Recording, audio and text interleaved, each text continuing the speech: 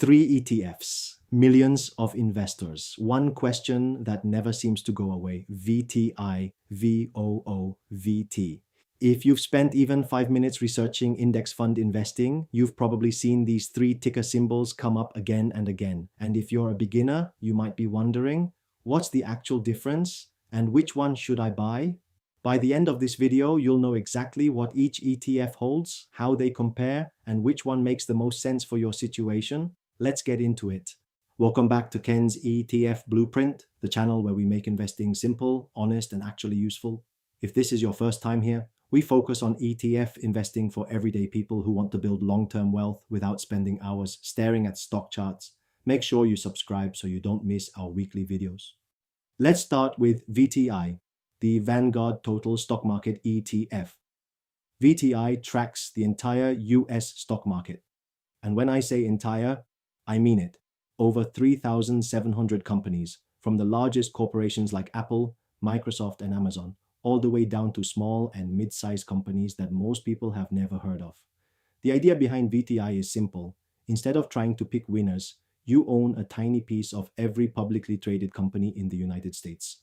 If the US economy grows over time, which historically it has, your investment grows with it. VTI has an expense ratio of just 0.03% per year. That means for every $10,000 you invest, you pay just $3 in fees annually. That's incredibly low. It was launched in 2001 and has delivered an average annual return of around 10% per year since then, including dividends. In short, VTI is the broadest possible bet on the US economy. Now let's talk about VOO, the Vanguard S&P 500 ETF. VOO tracks the S&P 500 index, the 500 largest publicly traded companies in the United States. You've heard of most of them: Apple, Microsoft, Alphabet, Amazon, Meta, Tesla, Berkshire Hathaway. Unlike VTI, VOO doesn't include small or mid-sized companies. It focuses purely on the biggest players, the companies that make up roughly 80% of the total US stock market by value. VOO also has an expense ratio of 0.03%, identical to VTI. Now here's something interesting. Because large cap companies dominate the US market, VTI and VOO have historically performed almost identically.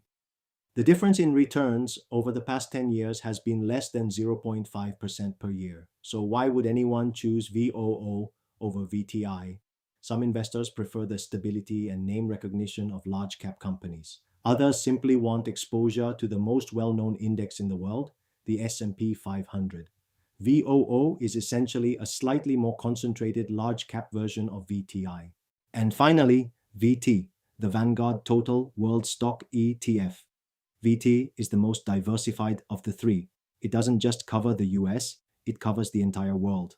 Over 9,500 companies across more than 40 countries, including the US, Europe, Japan, China, Canada, Australia, and emerging markets.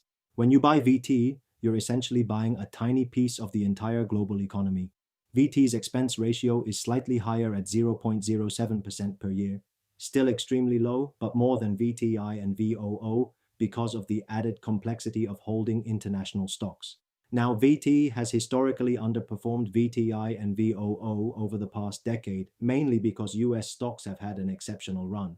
But past performance doesn't guarantee future results. Many financial experts argue that global diversification reduces risk.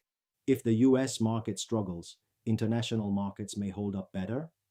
VT is the choice for investors who want true global exposure and aren't willing to bet everything on one country, even if that country is the United States. So let's put them side by side. VTI, 3,700 plus US companies. Expense ratio 0.03%. Broad US market exposure. Best for investors who believe in the long-term growth of the entire US economy.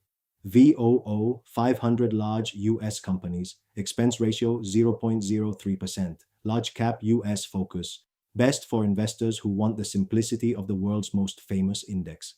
VT, 9,500 plus global companies. Expense ratio 0.07%. Worldwide exposure, best for investors who want maximum diversification across countries. Here's the honest truth, all three are excellent ETFs. You cannot make a bad choice between these three. The differences are small, and any of them will serve you well over the long term.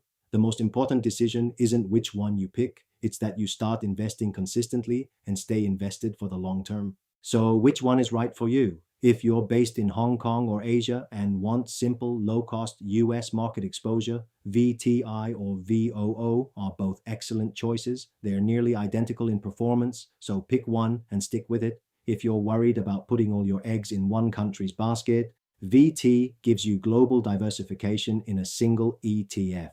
It's the ultimate set it and forget it option. My personal take. For most beginners, I'd start with either VTI or VOO. The US market has the deepest liquidity, the lowest costs, and the strongest long-term track record. Once you're comfortable, you can always add VT or international ETFs to your portfolio. And remember, the best ETF is the one you'll actually buy and hold. Don't overthink it. So there you have it. VTI versus VOO versus VT, broken down as simply as possible. If you found this video helpful, please give it a like. It helps more people find this channel. And if you haven't subscribed yet, hit that subscribe button so you don't miss next week's video. I've also put together a free ETF starter checklist in the description below. It covers everything you need to get started with your first ETF investment. And if you're ready to open a brokerage account, I've included a link to Futurebull in the description. New users get exclusive welcome rewards when they sign up through my link. I'll see you in the next one.